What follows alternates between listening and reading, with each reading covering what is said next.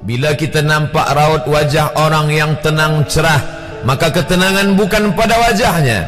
Bila nampak orang melangkahkan kaki dengan tenang penuh wibawa, maka ketenangan bukan pada kakinya.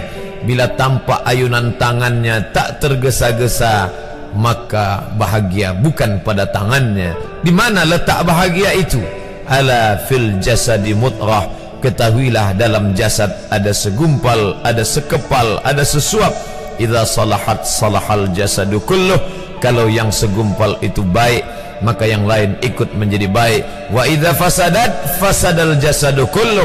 Kalau yang segumpal itu rusak, maka dia pun ikut menjadi rusak. Yang segumpal itulah yang mengendalikan mata, telinga, tangan, kaki. Yang segumpal itulah tempat rindu, benci, marah, ridha, ikhlas, fasik, hasad, kufur. Di sanalah bersemayam rindu dan benci. Maka jangan terlampau benci. Habib habibaka haunamma. Kalau kau sayang, sayanglah secukupnya sahaja. Karena boleh jadi hari ini kau sayang, besok berubah menjadi kebencian. Kalau kau benci, bencilah secukupnya sahaja. Boleh jadi esok pagi dia menjadi orang yang tersayang. Berapa banyak puan-puan berkata, siapa itu? Itulah orang yang dulu paling aku benci. Tapi hari ini masih ada juga benci, tapi tak banyak. Oleh sebab itu maka dijaga dia. Yauma la yanfa'u malun. Hari itu tak ada guna harta, wala banun, tak ada guna anak, illa man atallah, kecuali orang yang datang menghadap Allah biqalbin salim, dengan hati yang salim.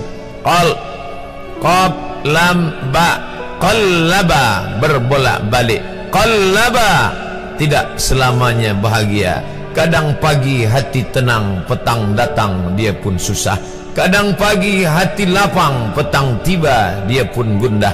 Maka apa yang dapat menolong? Ala bizikrillah, ketahuilah dengan banyak menyebut mengingat Allah, tatma'innul qulub, maka hati akan menjadi lapang. Qalbul mu'min baina asabi'ir rahman, hati orang beriman berada di antara jari jemari kuasa Rahman. Kalau dia hendak, dia balikkan yang senang menjadi susah. Kalau dia berkehendak, yang susah dia balik menjadi lapang. Berapa banyak orang yang tampaknya mungkin kita kata dia susah, tapi dia masih boleh tersenyum.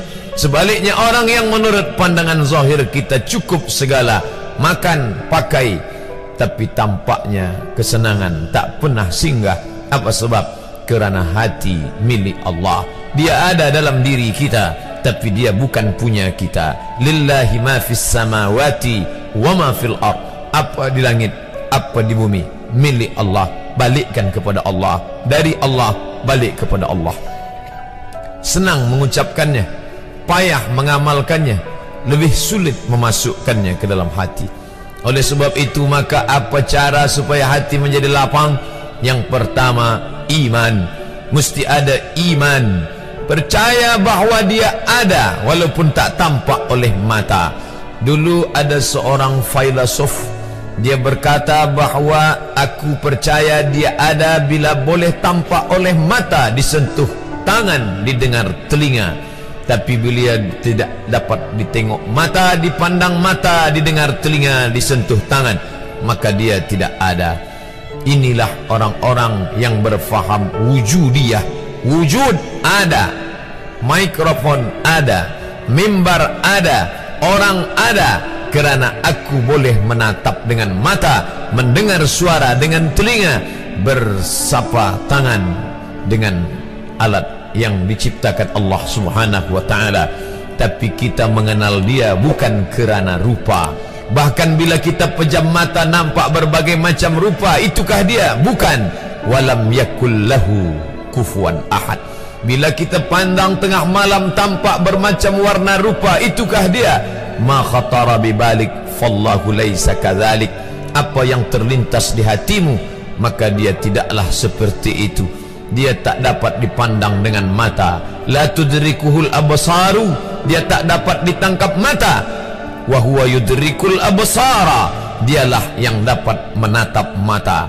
Jangankan dia, wajah kita pun kita tak boleh melihatnya. Siapa yang boleh melihat wajahnya? Sementara belum dijumpai cermin, belum pandai orang membuat cermin, orang tak tahu bentuk rupa wajahnya bagaimana. Sampai suatu hari dia dalam perjalanan panjang, dia tengok ada pohonan rindang, lalu kemudian dia berteduh di bawah pohon rindang, menghindar dari panas terik matahari. Di bawah pohon rindang ada kolam air, maka saat dia akan mengambil minum dari air kolam, disitulah dia melihat wajahnya. Oh, begitu rupa wajah di dalam air kolam.